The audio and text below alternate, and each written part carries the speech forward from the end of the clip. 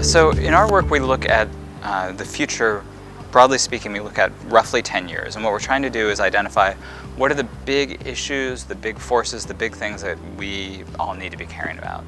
And within food, our argument is really that there are two big things going on that we need to pay attention to. The first is digitization. It's going to continue to drive innovation. It's going to make new kinds of possibilities, new kinds of food cost-effective and possible. It's going to do all sorts of nice things with innovation. The flip side is that as climate change gets worse and worse and the impacts get worse, we're going to have a system that is more and more fraught with challenges.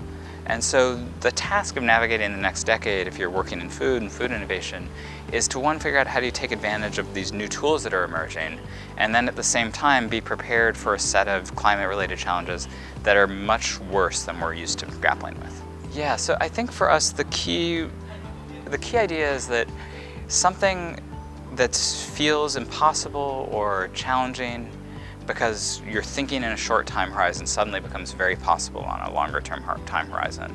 Just a few years ago when lab-grown meat, clean meat, in vitro meat, whatever you want to call it, was just emerging, people thought it was too expensive, didn't taste good, it just wasn't practical. And we look 5 years later and food companies all over the world, the biggest multinationals, are really sort of battling each other over being first to market in this industry. And so I think the key lesson is that if you give yourself space to look long and think ahead, you can identify innovation opportunities that wouldn't have seemed possible on a shorter term time horizon.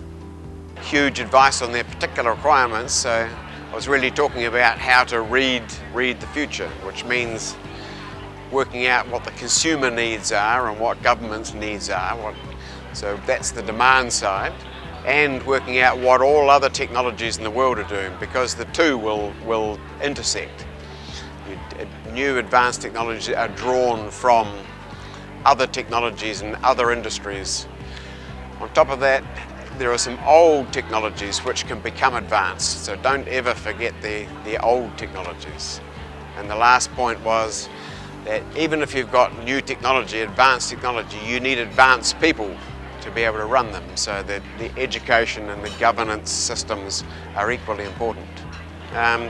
Decarbonisation is one of the big thrusts that's going to happen. The sustainability, the world is going into climate change, and it needs to find means of becoming more sustainable, and one of those will be moving away from burning fossil fuels and towards using renewable energy such as electricity. So decarbonisation is one of the big thrusts. Then there's digitalisation and AI and all of those sorts of things. That's a big thrust as well.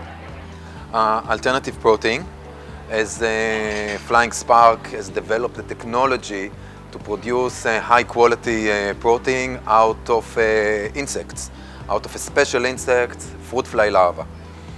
It's highly sustainable, very healthy, and it will be in a very low cost at scale. So we in Flying Spark believe in the future of alternative protein. There are certain alternatives, plant-based, cell-based, and insect protein is a whole protein with all the essential amino acids, very rich in minerals such as iron, calcium, magnesium.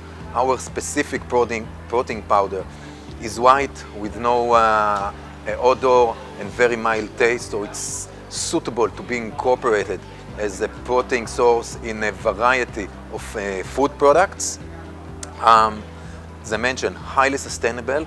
We can grow the equivalent of a cow, like 300 or 400 kilograms of insect protein in 1 square meter every month. So it's highly sustainable, highly efficient.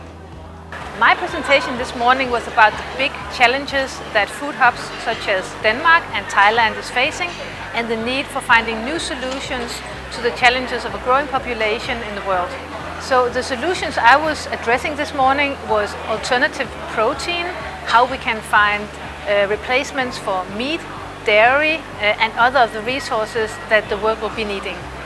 My keywords is that innovation and collaboration on a very grand scale is needed if we are to overcome the challenges ahead and as a food industry be part of the solution instead of be part of the problem.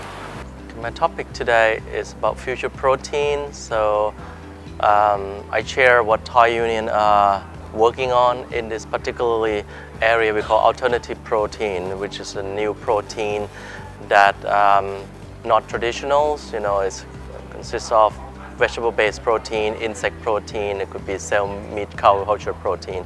So what we're looking for is consumer, which actually the key point is consumer are looking for something new, which have addressing on the health and nutrition as well as sustainability. A product such as Impossible Burger, Beyond Meat, which creating a burger from a plant that look and taste almost exactly like the beef, which is actually something very new.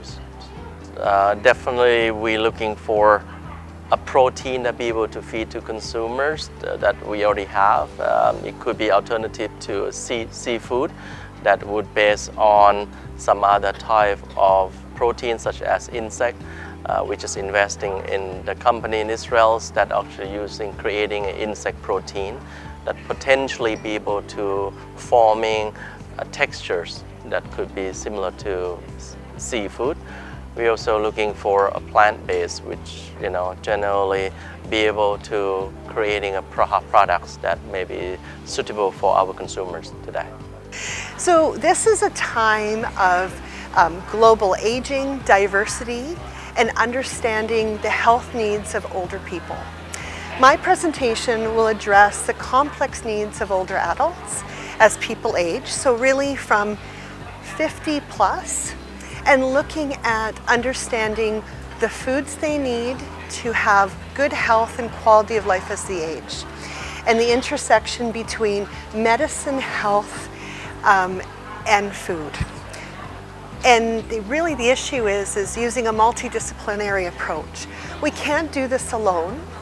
We need many different disciplines, starting with, of course, medicine, health practitioners that include dietitians, physicians, sensory scientists. We need the food industry to be able to understand the complex needs of older adults through research and education.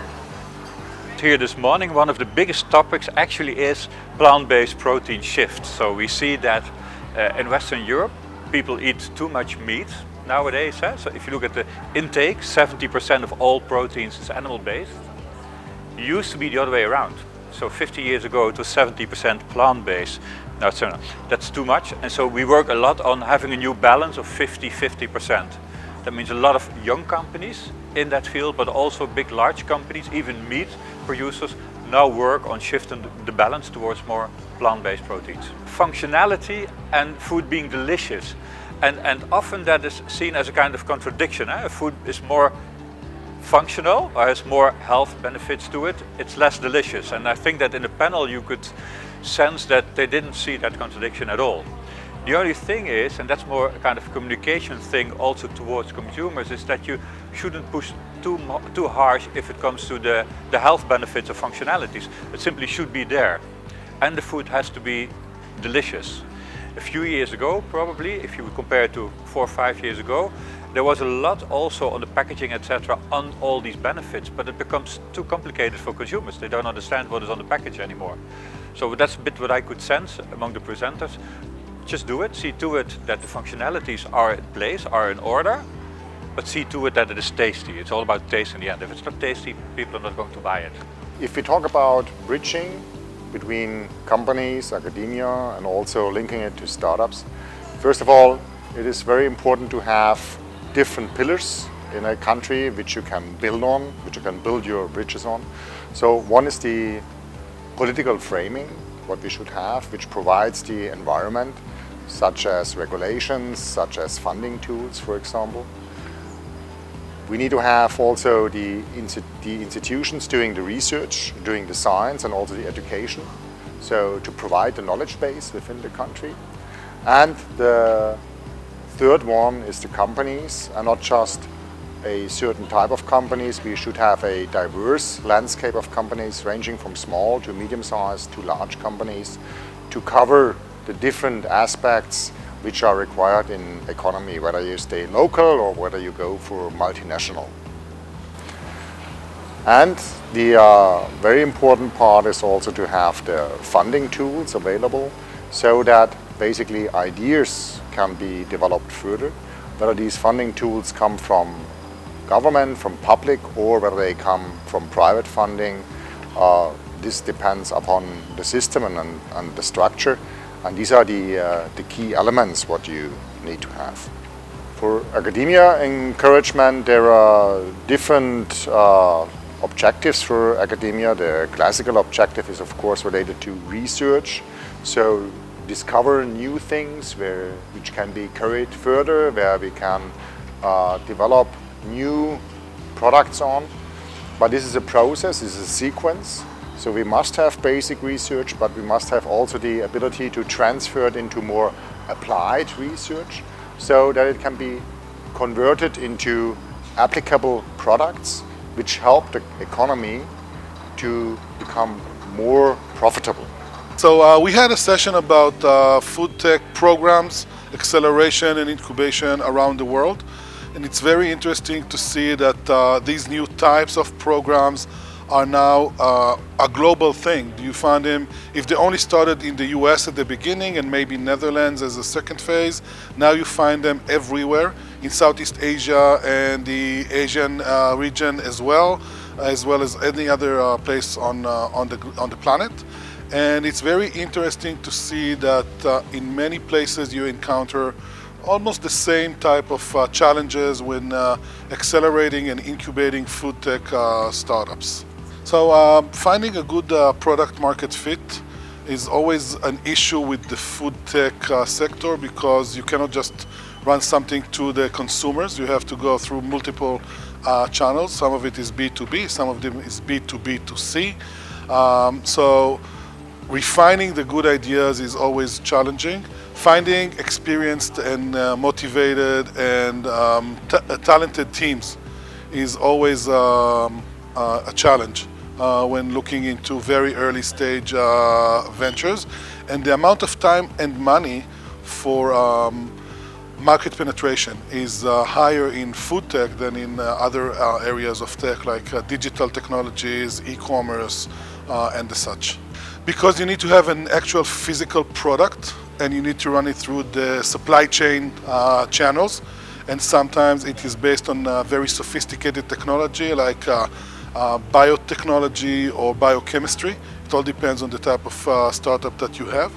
And those type of technologies take more time to get to market than regular digital technologies. For food startups in Thailand, I think the most important advice is go talk to your customers first. Understand if what you think they need is actually what they really need. Find out if you're solving a real problem to your customer, and only then start a company when you're absolutely positively know that your product is going to be in demand. The second thing is take a very good look at yourself and try to assess, do you have the right talent, the right team to make sure that your startup is going to be successful. And if you don't have the right team, take a deep breath and add the missing components to the founding team. It's much better to start a startup with 3 people than with 1 person. We've been told since school that the food pyramid has men and women on top, and that we are allowed to eat everything. And that's true. However, having this egocentric view of food where humankind is at the top of the pyramid is wrong. Where we are not on top of a food pyramid, where we are part of a larger system where everything we do has an impact on everything else. So in the last century, food products have becoming human-centered, meaning more convenient, more easy to use, more disposable. And that has created an impact that we cannot bear on the larger ecosystem, because if we have a more convenient food and we dispose the package in the wrong way, then that has an impact on the oceans or on the agricultural land.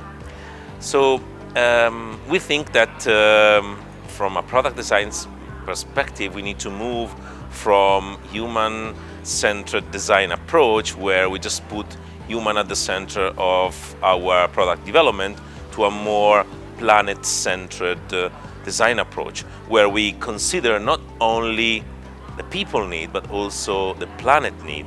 And we need to move from a human-centered approach to a human nature-centered approach. The world has a desperate need of this shift, because in this way, by consciously moving every eating act toward a more sustainable way, we can really change our ecosystem on a global scale. The Paris Agreement and the 17 Sustainable Development Goals, that is the world's first ever global moonshot, and we need to rally and get behind this great vision and dream to create a resilient, desirable future for us all. All 17 of the United Nations Sustainable Development Goals are tied to agriculture, seafood, food and beverages. What we do every day, eat. We love it, and in Thailand here, that is one of the biggest cultures ever. Around food, we talk a lot about the future of food. The food tribes, whether it's vegan, flexitarian, seafood, meat diets.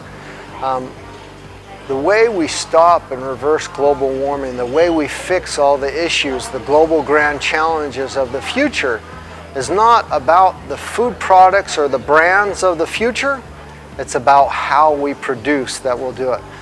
If we can produce without greenhouse gas emissions, carbon emissions, if we can produce using clean tech, renewable energies, and non-finite resources, we can live within those planetary boundaries and really heal our planet.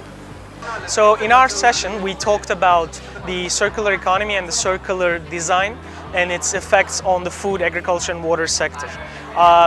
Ideally, we're moving into a future where the food is becoming more circular, and regarding sustainability, we're becoming more sensible about it. So we talked about what future lies ahead and how we can affect it through the food, agriculture, and water sector, because we are all interconnected globally, so we need to think circularly.